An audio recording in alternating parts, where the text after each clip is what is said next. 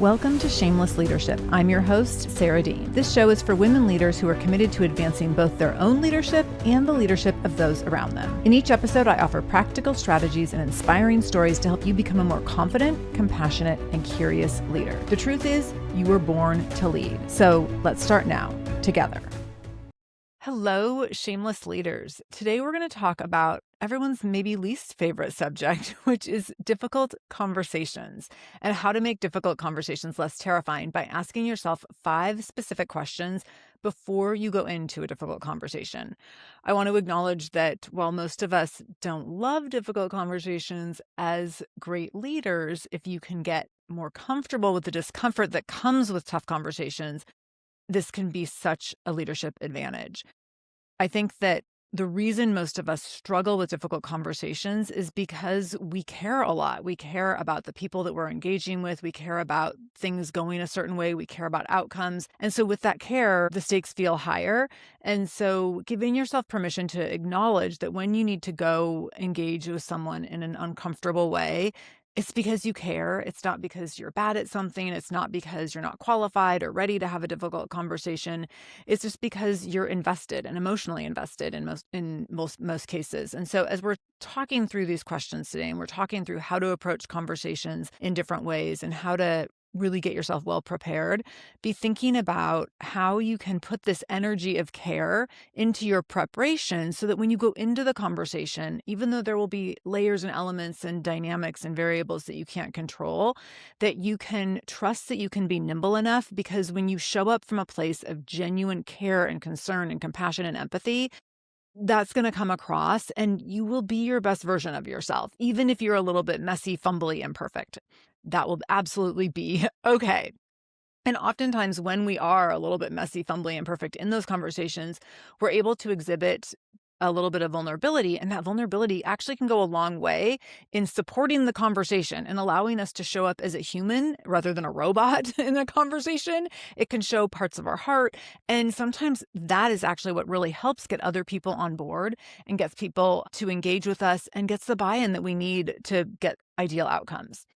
So when we're thinking through how to prepare for a difficult conversation, maybe a terrifying conversation, I want you to be thinking through how can you ask yourself some questions to get your head in the right place so that you understand what you really want. Because oftentimes when we are thinking about a difficult conversation, again, because we care, we are invested in a certain outcome, or we're invested in saying things in a certain way or pointing certain things out.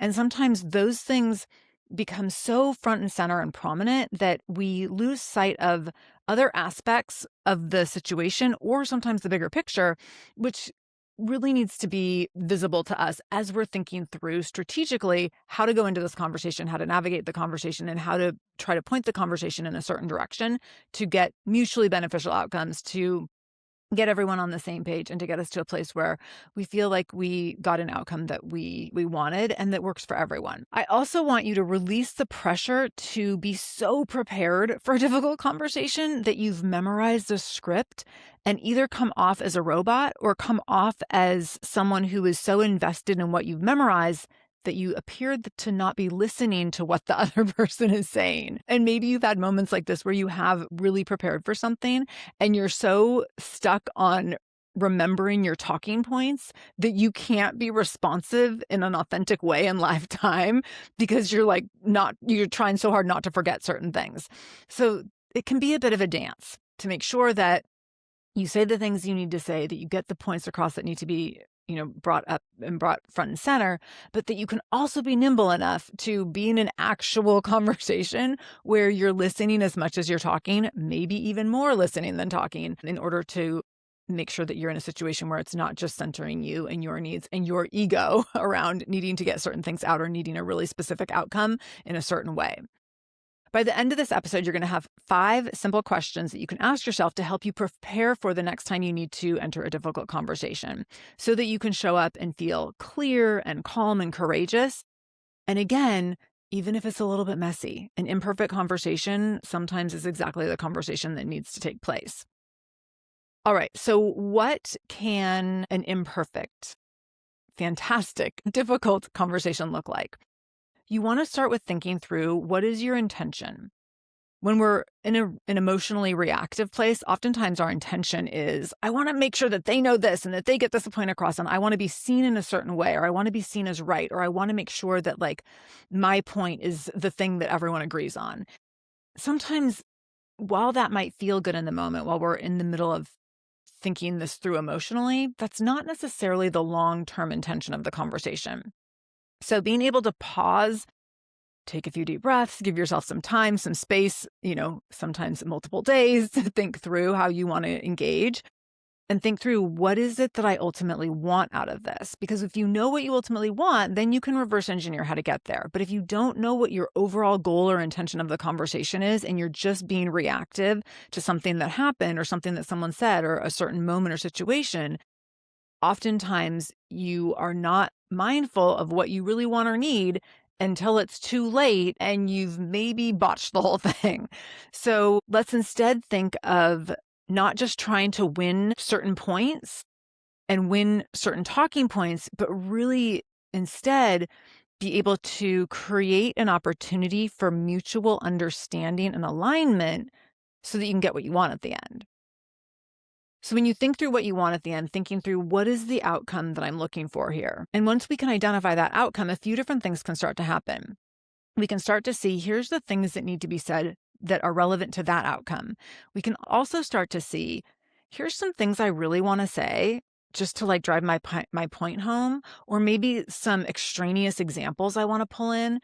But if they're not specific to the outcome that I want, is it just extra stuff? And a lot of times it is just extra stuff. And so being clear on what's the goal and what are your intentions so that you can strip away the extra stuff to really stay at the meat of the issue and the heart of the issue and not make it bigger than it needs to be and not make it confusing. Because if you make it too big or if you make it about too many things, you're going to lose your audience, whether that is one other person or whether that is a group of other people. You're going to start losing sight of where you actually want to go. So thinking through, what is my intention? What is the outcome that I desire? And then how can I stay on the clear course toward that and that alone? And if there's other issues, other goals, other outcomes, those are probably going to be reserved for other conversations and follow-up conversations. So that's your first question. What is my intention? What is my outcome or desired goal here? Your second question that you want to ask yourself is, what am I assuming? So again, in an heightened emotional state, we oftentimes are making a whole bunch of assumptions. And so someone says or done something, we know we need to address something in a certain way. And we are making assumptions about why other people or why the other person in the situation did or said a certain thing or did something in a certain way. And we start to tell ourselves all sorts of stories. And a lot of times these stories are not made up based in fact or actual circumstances or based on actual, data that we have in front of us. Oftentimes these assumptions are made up from us reading between the lines. This happens all the time in email. So think about where you get an email or a text and someone says something to you and you immediately think, oh my gosh, they're mad at me. Or, oh my gosh, I can't believe they said it that way. And you create this whole story. They don't even care. They're so disrespectful. They're not even paying attention, like whatever the story is, right? And then you fire something back and then the person says back to you, I'm like, sorry, I was short earlier. I just got a really, a really tough phone call from a relative. Or sorry, I was short earlier. I was trying to get back to you as soon as possible. And I was in a meeting and I had a phone call coming in and I was, doing a bunch of things. So I only could send a 3-word reply. Oftentimes we create whole entire stories about how someone shows up or something that someone says or does, totally based on just made up information that we've given ourselves because of the way that we receive something. So before you go into a difficult conversation, check yourself. What are you assuming? What is the story you're telling yourself about this person or this situation? And then start to think through, what are the facts and what am I interpreting? What am I assuming? What's the story that I'm writing? What's the narrative that I'm writing that I don't have any facts around? This happened to me a few years ago. I had a team member who had always been really on top of things, met all deadlines, like did a great job, and kind of suddenly out of nowhere just started like little things were slipping and then some deadlines weren't being met. And it was really out of character. And it was during the pandemic. And so I made the assumption that this person just doesn't want to do this job anymore. This person they don't care. I knew that they were doing, a lot of the people on my team have multiple clients like me. And so I was like, oh, they just care more about their other clients. And so this is not like work that interests them. I probably need to think about like how I'm going to replace them. Cause in my mind, like I had this whole thing blown up, right? That like, obviously this person doesn't want to be here. I'm going to need to find someone else. So this happens over the course of like a couple of weeks. I just am noticing little things. So we get on this call on a Monday morning at one point, and I'm like ready to be like, okay, like something's happening. Do you just not want to work here anymore? What's going on? And I open the conversation with, how was your weekend? And this team member shares this really personal story about something that a family member was struggling with that's just been all consuming. And it's because it's a pandemic, the situation is like greatly heightened because of limitations around what the family member could have access to. And all of a sudden I was realizing, oh my gosh, this team member is really struggling with this significant personal situation. And I created this whole story about me and like, they don't want to work for me anymore and they don't even care and they don't like this work and like all this stuff. And it had nothing to do with any of that.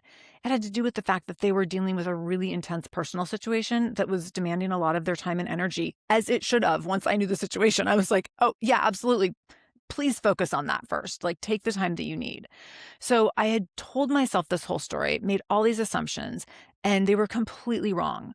I was building a story based on interpretation and not on facts. So where can you check those assumptions and make sure that the story that you're creating for yourself is based on facts? And if you don't have the facts, what are the questions you can ask the other person to find out? So instead of going in with this assumption that like this person's doing a horrible job because of XYZ, to go in and say, hey, I've noticed, you missed a couple deadlines, or I've noticed that like this work was incomplete.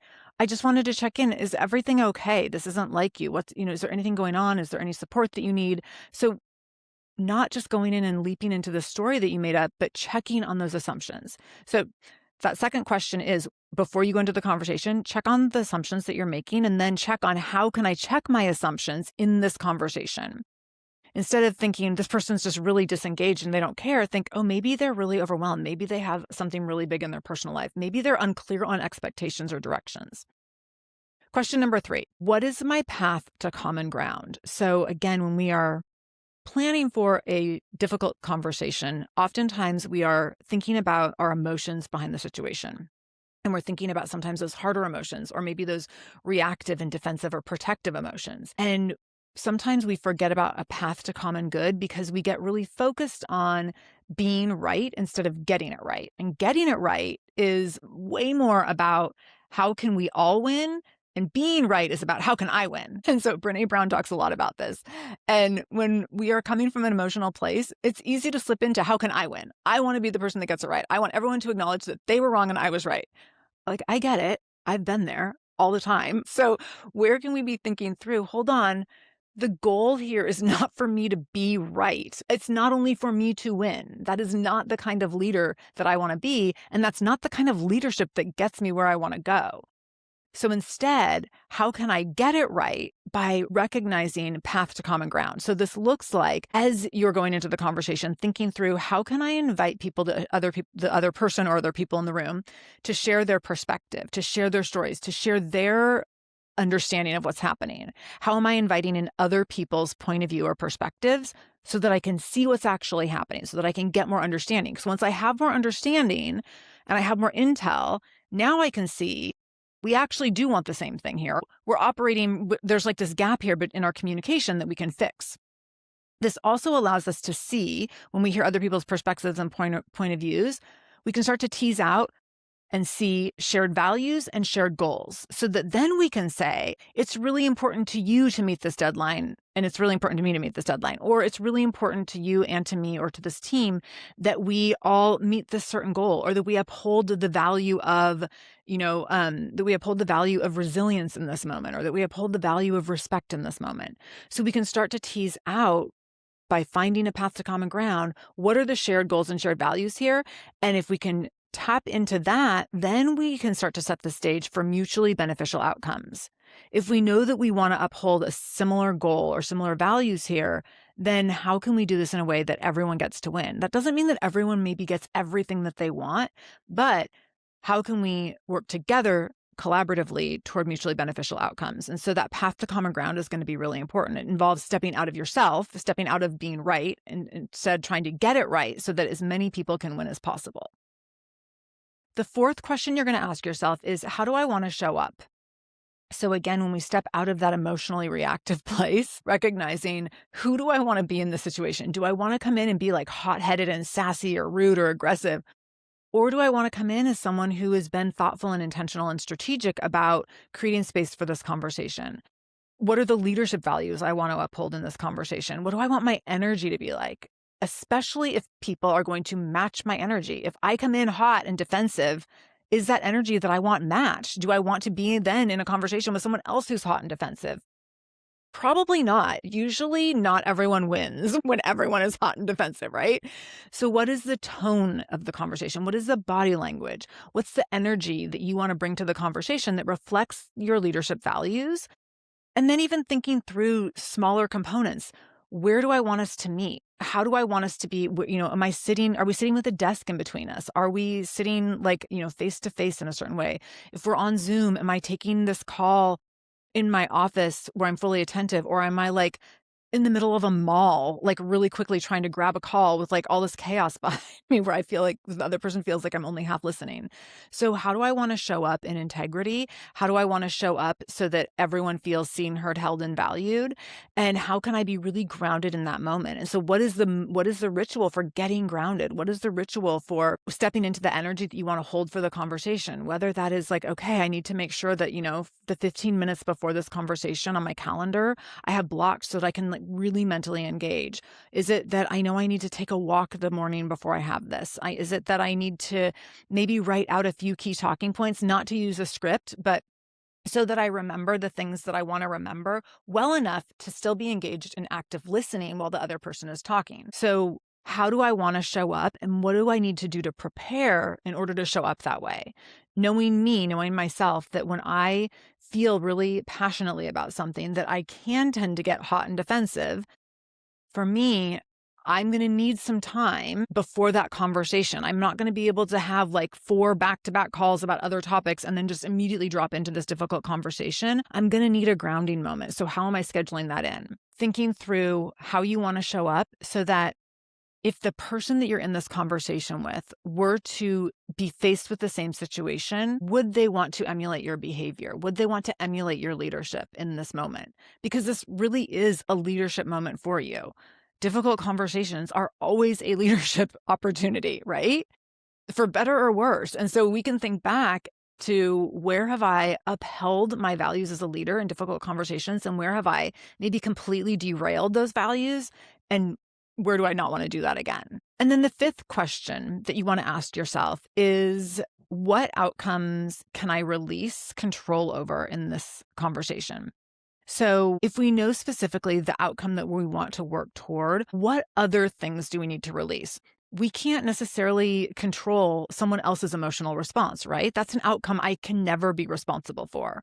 We can't control lots of different things. And so what are the components that we need to release control over in order to stay focused on, again, the first 4 questions in terms of, what are my intentions here? What are the assumptions I need to check? How do I check in with the other person to get their point of view? What is my path to the common goal? How do I want to show up? What do I need to release in order to be able to do all of those things? Sometimes that's releasing our ego a bit. Sometimes that's releasing some of our need to have control, or our need to be, perfect, and being able to be a little bit uncomfortable, awkward, messy, a little bit fumbly. For sure, we need to be releasing our expectations around how other people respond, and our sense of responsibility for how other people respond. So if someone responds, really well, great. But if they don't, then what is yours to own there and what is not? Now, if you've treated them horribly and they don't respond well, that's one thing.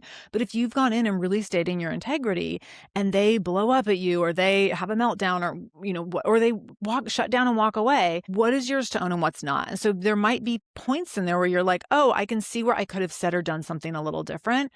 And then there might be points in there where you're like, people are going to have different emotional reactions to things based on who they are, based on their layers of identity, based on what else has happened in their day that day so far. And I can't control all of that. So where do you need to release control? At the end of the conversation, you want to be clear that even though you were maybe uncomfortable, even though you maybe felt awkward or vulnerable, that you were clear, that you were kind, that you were aligned with your values, that you maintained your ground in a respectful way, that you stayed in your integrity. So what do you need to release control over in order to do that? Being in that place where you recognize what's mine to own here, what's not mine to own, and then how do I move forward based on my understanding of that. So before you have your next difficult conversation, maybe this is something that's been weighing on you that you need to do in the coming days. Maybe it's something that's, that you want to schedule out a little ways. Go ahead and start thinking through your answers to these questions. Give yourself some time to write down some notes. When we write down notes, we can get pen to paper connection, or even if it's typing, like you're seeing it, you're mentally formulating it. It's really easy to lay in bed at 3 a.m. and think, I'm going to say this, I'm going to say this, I'm going to say this. When we go to write it out, it comes out different.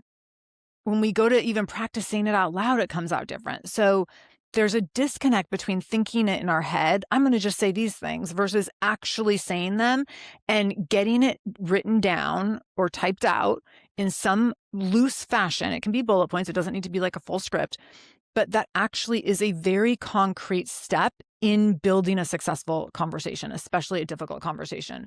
So don't underestimate the power of really writing down some notes and not just thinking through, I know my talking points in my head. Also, when you do that, when you process it by getting it out on paper, digitally or manually, you will see connections in a different way, and you will maintain those connections in your brain in a different way. Starting to think through that every tough conversation is an opportunity to strengthen your trust with the person or people that you are in conversation with. And this is the part I think that gets missed so much, because we can get so caught up in getting it, like being right and having the last word and making sure we meet our hit our talking points. We sometimes miss the really big opportunity here, that is the opportunity to build trust. If we can enter a difficult conversation and everyone walks away feeling like they won, like everyone got an outcome that feels good to them, that is a major boost in trust in that relationship that we have precipitated. And you get to own that. And the people or person that you were in conversation with sees your power as a leader in that moment. And so this is a huge opportunity for you to be the leader that you want to be the leader that you want to be growing and modeling to others. So thinking through how you can do this in a way that is in integrity for you so that it is actually part of your leadership development. I'm working with so many clients right now who are working on difficult conversations in terms of entering conversations where they're managing up, entering conversations where they have team members maybe who are underperforming and they need to address it and they don't want to hurt anyone's feelings, entering conversations with peers where they're having to ask for support in ways or delegate in ways that they haven't before. And whenever we talk through these kinds of questions and get a few notes on paper and let them really think strategically about how to enter the difficult conversation, the outcomes are staggeringly more positive, staggeringly more productive, and staggeringly more effective.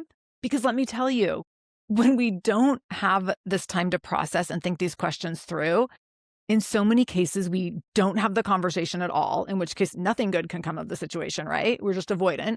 So we miss the opportunity to really step into leadership and have that leadership moment of building trust and building the relationship to be stronger. Or we let ourselves be reactive in the moment or just wing it and kind of, fly by the seat of our pants.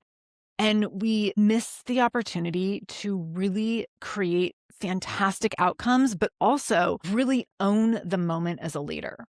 And so I want you to be thinking through, how can you own those moments and plan for those moments?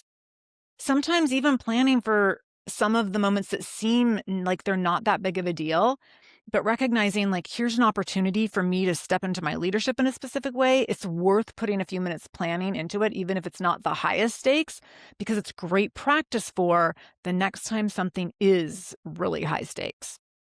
So I hope this was helpful. Share this out with other people on your team, other leaders in your organization, difficult conversations in our personal and professional lives. It's something that we all are facing all the time. So much opportunity for growth here. So share this episode with other people who you think want and need this kind of support so that we can all be obviously growing in leadership, but also be stepping into difficult conversations in intentional ways so that we're creating more desirable outcomes and more mutually beneficial outcomes for everyone. Thank you for being here. I can't wait to be back with you next week. And until then, even in tough conversations, know that I am in this with you always. Thank you for allowing me to spend time in your ear today. If you liked this episode, be sure to subscribe to this channel. To learn more about my speaking, training, and coaching services, visit sarahdean.com. That's SARADEAN. I would also love for you to connect with me on LinkedIn at sarahdean.com/LinkedIn or on Instagram at sarahdeanspeaks. I love hearing from my listeners. Thank you for showing up for yourself today.